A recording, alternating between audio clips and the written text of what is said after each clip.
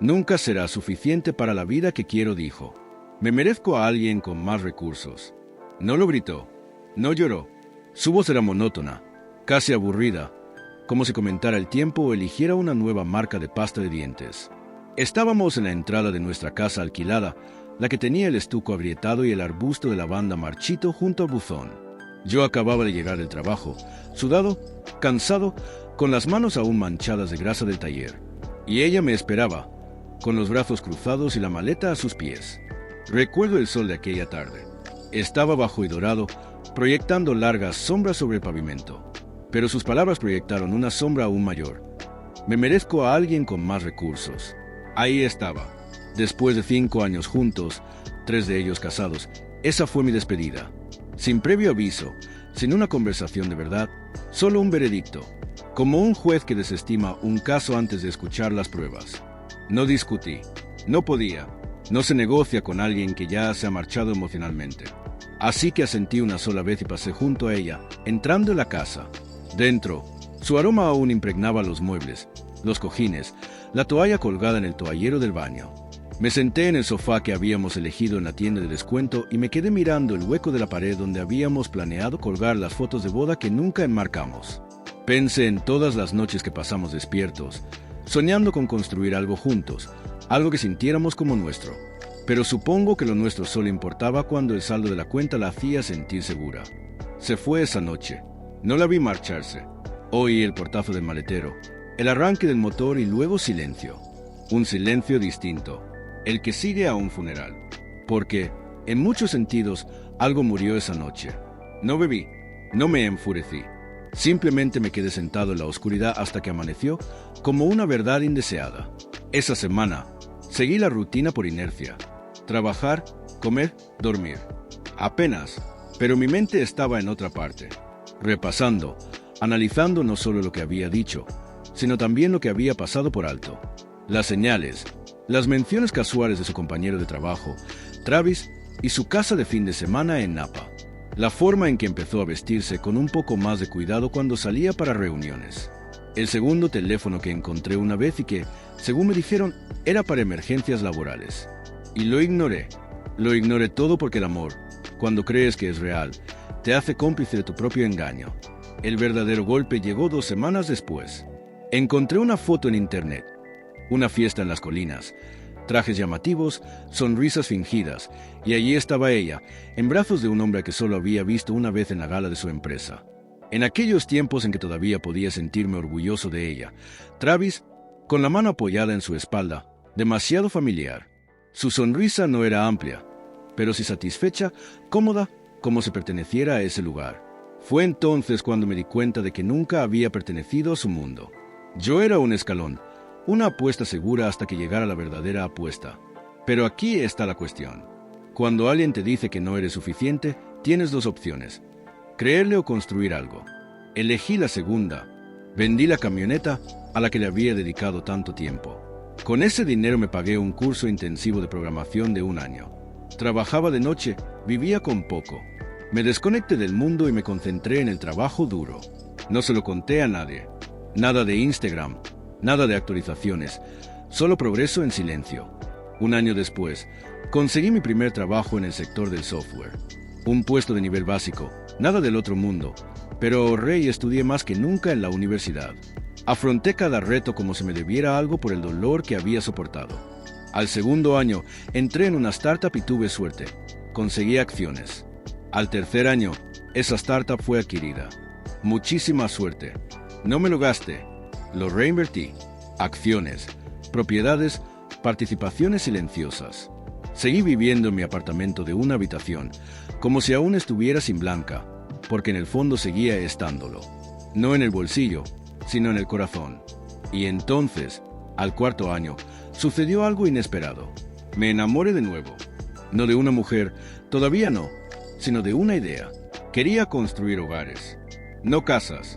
Hogares para gente como yo, a quienes les habían dicho que no eran suficientes. Y lo hice, en silencio, ladrillo a ladrillo, trato a trato. Me asocié con un amigo del mundo de la programación que tenía un don para los bienes raíces. Juntos, creamos algo pequeño pero especial. Y al 5º año, compré el terreno. Un solar en esquina con una antigua mansión en ruinas. La desmantelé, la reconstruí, diseñé cada detalle yo mismo. Una mansión, sí, pero no para presumir, sino para tener significado. El tipo de lugar que susurra, siempre fuiste suficiente. Simplemente no lo veían. Fue entonces cuando ella me contactó. Un mensaje directo. Sencillo. Te vi en Forbes. Felicidades. Sin disculpas, sin reflexión, solo curiosidad mezclada con arrepentimiento. No respondí. Todavía no. El mensaje permaneció, sin leer durante una semana. No voy a mentir y decir que no estuve tentado. Lo releí al menos una docena de veces, cada vez con la esperanza de que las palabras cambiaran mágicamente. Quizás añadir una disculpa, un atisbo de responsabilidad, algo humano, pero nunca lo hicieron. Te vi en Forbes. Felicidades. Sentí como si alguien golpeara el cristal de una vida que una vez desechó, con curiosidad por saber si aún respiraba. No respondí. No entonces. No porque estuviera enfadado, sino porque no estaba preparado. Había pasado tanto tiempo saliendo del pozo en el que me había dejado. No quería arriesgarme ni siquiera rozar la tierra con los dedos de nuevo. Pero la vida tiene una forma curiosa de preparar el terreno sin tu permiso. Un mes después, me invitaron a una gala benéfica en nuestra ciudad natal, Black Tie, celebrada en el club de campo donde una vez nos colamos en una boda para comer pastel gratis y reírnos como nunca. Casi rechacé la invitación, pero entonces vi la lista de asistentes confirmados. Su nombre estaba allí mismo, en la tercera línea, +1, sin apellido para el acompañante. Dije que sí. El día de la gala, llegué en un Jaguar clásico. No alquilada, restaurada por mí. Mis manos, mis horas, mi terapia silenciosa entre reuniones de directorio y planos. Llevaba un smoking azul marino a medida. Sutil pero elegante. Nada llamativo. Solo limpio, seguro y no estaba solo. Se llamaba Celine. No era un reemplazo, no un trofeo. Era alguien que me conoció después de la caída, que me conoció cuando aún trabajaba desde cafeterías y dudaba de mi valía. Alguien que amaba mi tranquilidad más que mi ambición. Que una vez me tomó de la mano después de una reunión de presentación difícil y me dijo, aunque el mundo aún no lo entienda, yo sí. Ese es el tipo de mujer que llevas a una gala cuando tu pasado podría estar observándote. Entramos juntos, de la mano. No era una actuación, simplemente natural. La sala vibraba, la gente se giraba, se oían susurros, y entonces la vi al otro lado de la sala con un vestido rojo, radiante, serena, presidiendo como la reina de un castillo que no le pertenecía. Aún no se había percatado de mi presencia. Así que esperé. Hablé con los donantes, reí con viejos conocidos que apenas reconocían al hombre en que me había convertido. No quería llamar la atención. Simplemente no me importaba que me vieran. Cuando finalmente nos encontramos cerca de la mesa de la subasta silenciosa, fue casi como una escena de película. Ella me miró 2 veces, abrió mucho los ojos y, por un instante, solo un destello. Sonrió, no con calidez, sino con cautela, como quien intenta discernir si el fuego frente a sí es una vela o un incendio forestal. «Te ves diferente», dijo. Asentí. «No te ves diferente». Sus ojos me recorrieron, luego miraron a Celine. Dudó un instante y me ofreció la mano. «Me alegra que estés bien». Respiré hondo, con calma y serenidad. «Estoy mejor que bien». Una pausa. «¿Quién es tu amiga?», preguntó, señalando con la cabeza a Celine, quien se había apartado amablemente para traernos bebidas. «Mi socia», dije, «es la arquitecta de nuestras últimas 3 propiedades». Sus labios se tensaron. «Así que, por fin lo lograste, ¿eh?». Me encogí de hombros. Hice las paces. Lo demás vino después. Su expresión cambió ligeramente. Una dulzura que intentaba aflorar, como la culpa tanteando el aire. No quise decir lo que dije entonces. Comentó. «Sí», respondí. «Y está bien». Bajó la mirada, luego la volvió a levantar. Tenía miedo. Las facturas, la incertidumbre. Simplemente pensé que tenía que haber algo más.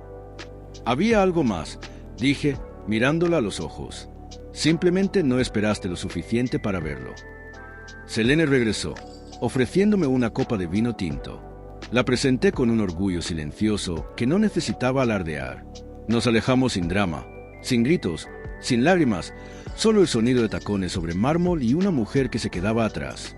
contemplando la vida que una vez consideró indigna. Afuera, el aire era fresco, puro, sincero. Selene me miró. ¿Es ella? Asentí. La que dijo que nunca sería suficiente. Sonrió dulcemente, entrelazando su brazo con el mío. Curioso, eres el hombre más suficiente que he conocido. Y así, de repente, me di cuenta de algo. La mansión, el dinero, el éxito, fueron hitos. Pero estar de nuevo en esa entrada, sosteniendo otra mano, esto fue cerrar un ciclo. No porque ella viera lo que había perdido, sino porque yo finalmente vi lo que había ganado.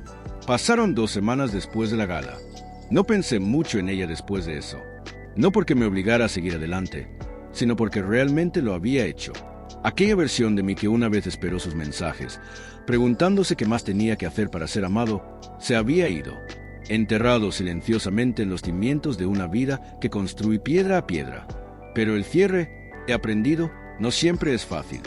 A veces llama una última vez solo para asegurarse de que la puerta esté bien cerrada. Era martes cuando oí la llamada.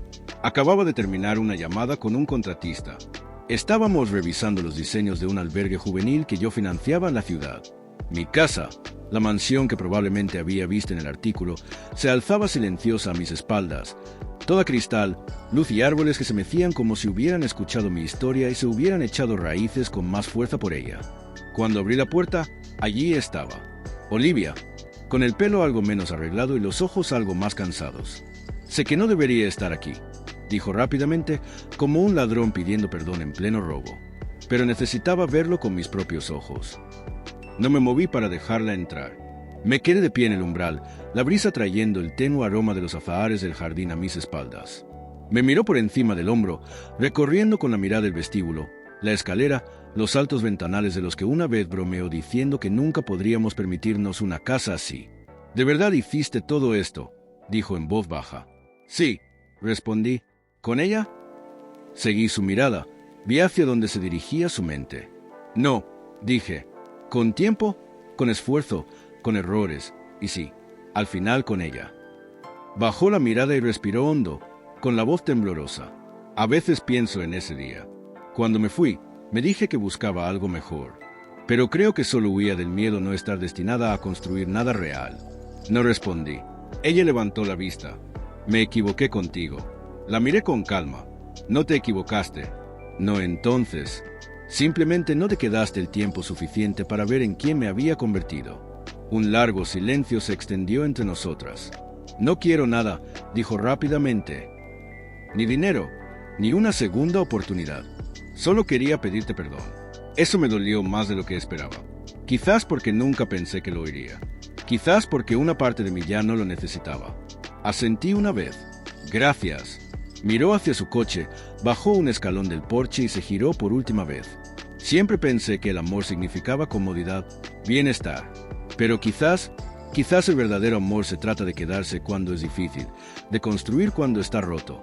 Podría haberle dicho mucho entonces sobre cómo me hirió, sobre las noches que pasé sentada en ese apartamento destartalado. Me preguntaba qué había hecho mal, pero nada de eso habría cambiado nada. Así que simplemente dije, sí, tal vez. Se fue, la dejé ir, no por nobleza, sino porque ahora era su historia. Volví a entrar, el clic de la puerta sonó más como el de un sello que como un portazo. Selene estaba arriba, descalza, dibujando algo en el patio. Levantó la vista y sonrió, sin preguntar quién era, sin necesidad de hacerlo. Confiaba en mí, y esa confianza era la clase de riqueza que jamás había conocido hasta que la conocí. Esa noche, nos sentamos en el jardín, bajo la suave luz, bebiendo vino y viendo cómo las estrellas coqueteaban con el horizonte. ¿Alguna vez piensas en lo que podría haber sido?, preguntó, no por celos, sino por curiosidad. Pensé en la entrada, en el vestido rojo, en la disculpa, y luego pensé en la mujer a mi lado, que me recibió sin mansión, sin reportaje en revistas, sin promesas de riquezas, solo con un corazón que aún se recuperaba y unas manos dispuestas a remendarlo. Me giré hacia ella y le dije, antes sí, pero ya no. Porque a veces la mejor versión de tu vida no llega cuando demuestras que alguien se equivoca.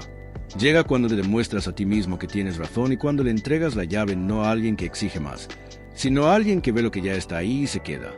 Si te gusta nuestro video, no olvides darle like y suscribirte a nuestro canal para ver más videos como este.